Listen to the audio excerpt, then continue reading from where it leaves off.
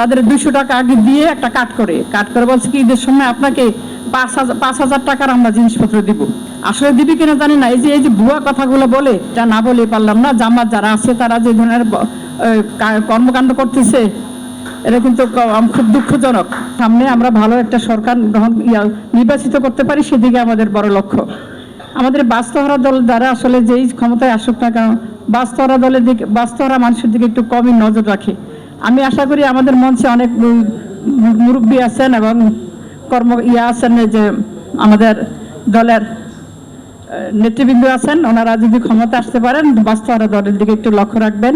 আর একটা কথা হচ্ছে, এখানে যারা সামনে নির্বাচন আসছে, নির্বাচনকে কিভাবে আমরা ভালোভাবে আমাদের দলকে আমরা পুনর্গঠিত করতে পারবো, সেদিকে আমাদের লক্ষ্য রাখতে হবে। এখানে দল মত নির্বিশেষে আমাদের কাজ করে যেতে হবে। আমাদের আমাদের যে একদম আছে, প্রার্থী আছে, সেই প্রার্থী আমাদের জামাত বলা আর কি, যেটা না বলে পারলাম না। জামাত যারা আছে তারা যে ধরনের কর্মকাণ্ড করতেছে, এটা কিন্তু খুব দুঃখজনক।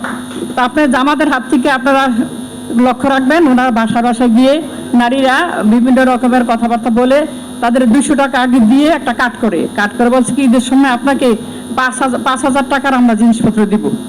আসলে দিবি কিনা জানি না। এই যে ভুয়া কথাগুলো বলে, আমরা যারা গরিব মানুষ তারা আসলে তখন চিন্তা করে যে যদি আসলে এদেরকে ভোট দেওয়া হয় তাহলে বোধহয় আমাদের এরকম সুযোগ সুবিধা দেওয়া হবে।